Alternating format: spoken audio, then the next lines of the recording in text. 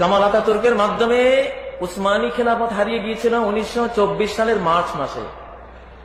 1924 সালের মার্চ থেকে 100 বছর হিসাব করেন কবে হবে? 2024 এই হাদিস বলতেছে ইন্নাল্লাহ ইয়াবআস লিহাযিল উম্মাহ আলা রাসি কুল্লি মিআতি আমিন মান ইউজাদ্দিদু লাহা আমরা দীনিহা।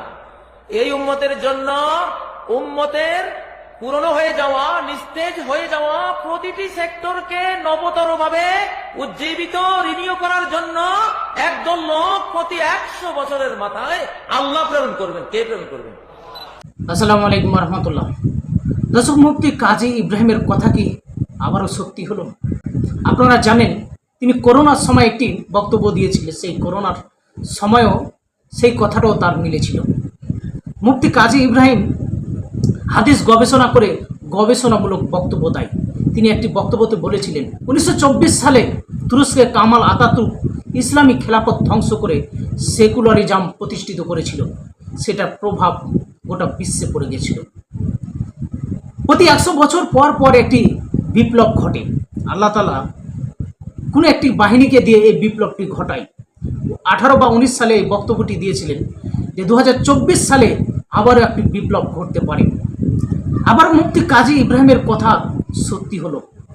আসলে যারা কোরআন হাদিস নিয়ে গবেষণামূলক বক্তব্য দেয় তাদের কথা আসলে ফেলে দেওয়ার মতন নয়। কিন্তু আসলে মুফতি কাজী ইব্রাহিমকে নিয়ে মানুষ অনেকেই টল করত। কিন্তু আজ দেখেন কালের পরিবর্তনে মুফতি কাজী ইব্রাহিমের কথাগুলো যেন বর্তমান বাংলাদেশের এই বিপ্লবের সাথে এবং তার হাদিস গবেষণার বক্তব্যের সাথে হুবহু মিলে যাচ্ছে। এই নিয়ে আসুন আমরা বিস্তারিত একজন আলিমের মুখ থেকে আমরা শুনে আসি।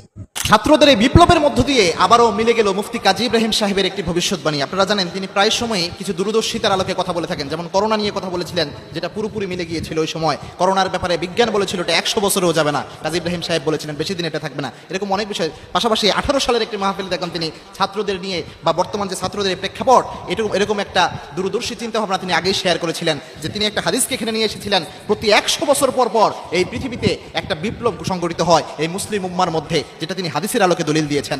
আল্লাহর হাবিব সাল্লাল্লাহু আলাইহি ওয়াসাল্লাম জানিয়েছেন ইন্নাল্লাহা ইয়াবআস লিহাযিহিল উম্মাহ, আল্লাহ রাব্বুল আলামিন এই উম্মতের মধ্যে প্রতি 100 বছর পর পর আল্লাহ রাব্বুল আলামিন উম্মতের প্রত্যেক শাখায় একটা করে বিপ্লব সংগঠিত করে দেয়। উম্মার প্রত্যেকটা সেক্টরে একটা করে আল্লাহ বিপ্লবের ব্যবস্থা করে দেয় প্রতি 100 বছরে। 1924 সালে কামাল আতাতুর্ক তার মাধ্যমে যে উসমানী সাম্রাজ্য ছিল, উসমানী খেলাফত, এই খেলাফত ব্যবস্থা কিন্তু ধ্বংস হয়ে গিয়েছিল।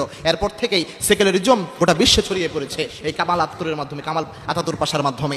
এরপরে থেকে যদি 100 বছর আপনি হিসাব করেন তাহলে দেখা যায় যে এই যে 2024 সাল, তিনি কিন্তু এরকম একটা দিক নির্দেশনা দিয়েছিলেন যে 2024 সালে একটা বিপ্লব ঘটতে পারে। এবং এই হাদিসের আলোকে তিনি বলেছিলেন যে আল্লাহ রাব্বুল আলামিন এমন একটা দল প্রেরণ করে দেয় যারা উম্মার বিভিন্ন সেক্টরগুলোতে 100 বছর পর পর কোনো না কোনো উত্তরণ বা কোনো না কোনো বিজয় ঘটানোর জন্য তারা কাজ করে থাকে। ছাত্রদের যে উচ্ছ্বাস, এই ছাত্রদের যে গণজোয়ারের মাধ্যমে গণ অভ্যুত্থানটা হলো, এটার মাধ্যমে মনে হয় এই হাদিসটার প্রতিফলন অনেকটাই ঘটে গিয়েছে। দেখেন মুস্তাহিদরা যখন কোনো গবেষণা করে তাকে নিয়ে অনেকভাবে অনেক বাজে মন্তব্য ট্রল করে অনেক ক্ষেত্রে। মুস্তাহিদদের যদি কোনো গবেষণা হয়, ওই গবেষণা যদি সঠিক হয় আল্লাহ রাব্বুল আলামিন তাকে 2টা সওয়াব তার জন্য বরাদ্দ করে দেয়। আর মুস্তাহিদদের গবেষণা যদি ভুল হয় তাহলে তার জন্য একটা সওয়াব আল্লাহ রাব্বুল আলামিন বরাদ্দ করে দেয়। মুফতি কাজী ইব্রাহিম সাহেবকে বর্তমান যুগের একজন মুস্তাহিদ আলেম বলা যায় এবং তিনি একজন দার্শনিক মানুষ। বর্তমান সমসাময়িক বিষয় নিয়ে তিনি ব্যাপক জ্ঞান রাখেন। কোন দেশে কি হচ্ছে, আন্তর্জাতিক বিশ্বের বিভিন্ন বিষয়গুলো নিয়ে তিনি ভালো মাপের জ্ঞান রাখেন। সুতরাং তার বিভিন্ন গবেষণাগুলো এগুলোই অবশ্যই গবেষণা লোভদায়ক একটা জিনিস এবং সাহাবা একরামের আমলেও এইভাবে মূল্যায়ন করা হতো। পাশাপাশি যারা ট্রল করেন তাদের বলবো, একজন আলেমকে নিয়ে ট্রল করার আগে একটু চিন্তা ভাবনা করতে হবে। তার জ্ঞানকে পরিমাপ করার মতো যোগ্যতা যাদের নাই তারা পর্যন্ত দেখি তাকে নিয়ে সমালোচনা করে। আলেমদের যদি মিস ইনফরমেশন চলে যায় তাদের মুখ থেকে, আলেমরা সংশোধনী দিবে, সাধারণ মানুষ যেন আমরা না বলি, কেননা আলেমদের একটা সম্মান রয়েছে। আল্লাহর হাবিব সাল্লাল্লাহু আলাইহি ওয়াসাল্লাম জানিয়েছেন মান আকরামা আলিমান ফাকাদ আকরামানি ওয়া মান আকরামানি ফাকাদ আকরামাল্লাহ, যে ব্যক্তি আলেমকে সম্মান করে সে যেন আমি স্বয়ং নবীকে সম্মান করে, আর যে ব্যক্তি আমি নবীকে সম্মান করে সে যেন স্বয়ং আল্লাহর সম্মান করে। আল্লাহু আকবার।